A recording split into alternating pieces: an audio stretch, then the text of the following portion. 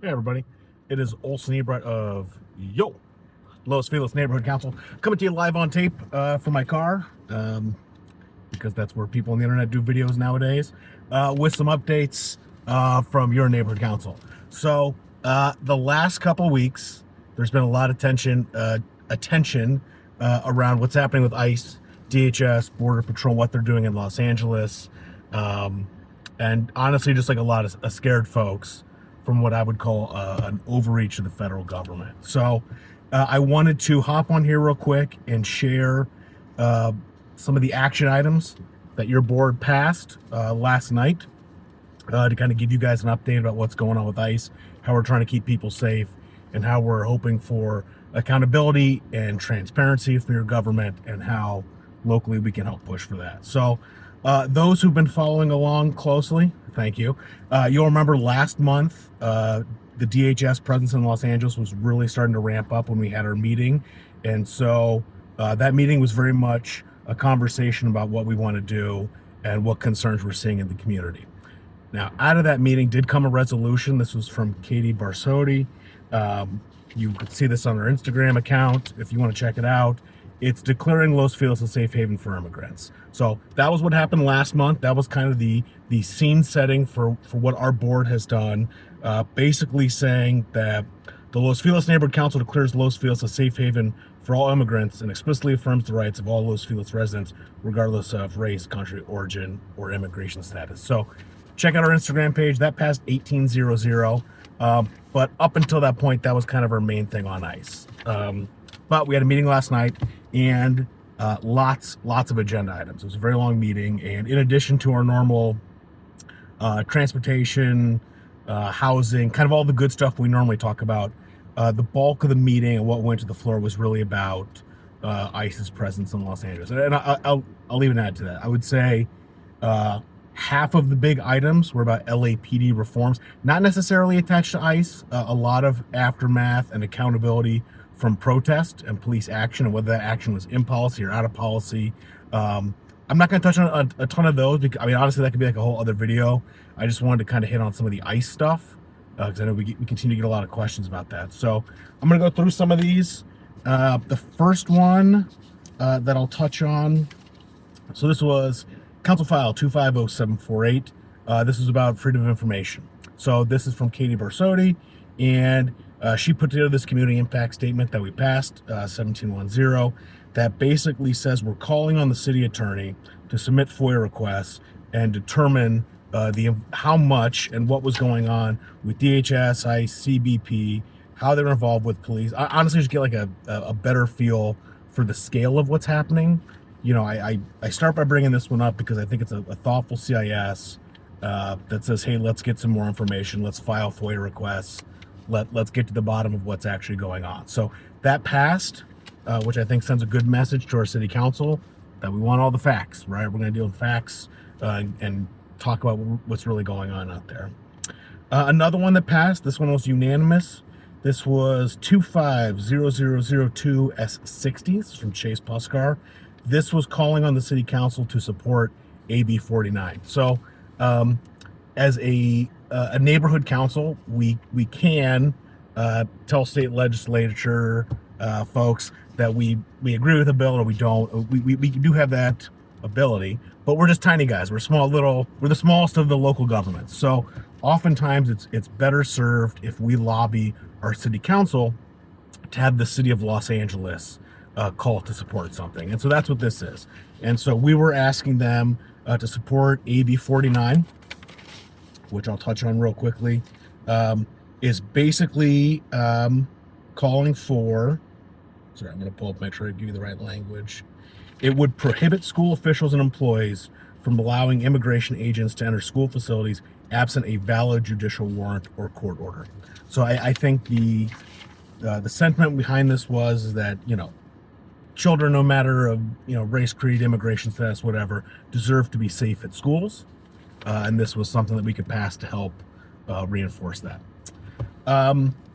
The next ones are kind of related. So this is 25002S62. This was unanimous in committee, so it went to our consent calendar, which means it was passed unanimously last night by the board. Same shtick. We were calling on the city council to support Senate Bill 627. This is also known as the No Secret Police Act, and that would prohibit law enforcement from covering their face while conducting operations in the state of California. So this would cover all law enforcement agencies.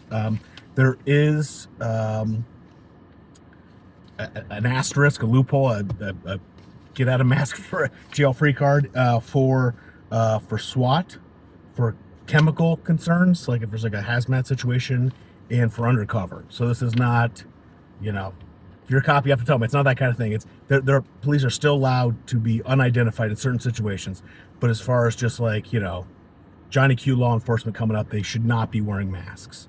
And its sibling CIS, which we also passed, a very similar thing, is 2502 S64. This one we are asking the city council to support Senate Bill 805. So similar shtick, slightly different.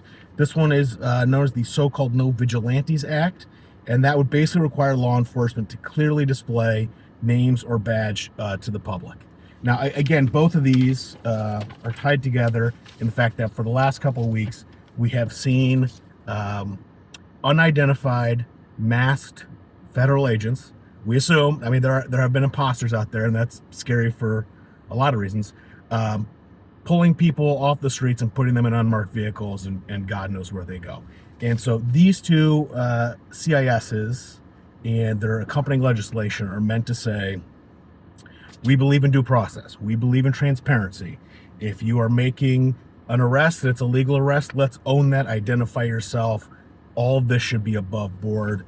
We don't have secret police. There are no secret police in Los Feliz. And in committee, this had some big discussion. I think the big kind of points were, what was the discussion? Oh, state law versus federal law. Okay, so we are asking the city to pass a state law. Well, federal law trumps state law. So federal agents come in, they don't give a shit about California law. They're doing their own thing. That's true. Yes, that is true. Federal law trumps state law. But this is still worth doing for a few reasons. I say one, anytime we can have conflicting laws, it's going to go to the courts. So that can slow things down. That can have folks spending resources fighting this in court. It brings sunlight to a very murky process as transparency, and it puts it into the judiciary where you hope common sense would prevail. Two, I think this also puts us on record as we don't have secret police in California. If federal agents want to come in and they want to violate California law, and they're maybe entitled to do that, we are going on record and saying where we stand about that. And then also, this puts pressure on the agencies above us. So I know that Senator Alex Padilla and Cory Booker are looking at introducing something similar federally about masking and secret police and all that. This says California's with you, and we want Los Angeles to say we're in support of that, and Los Feliz is.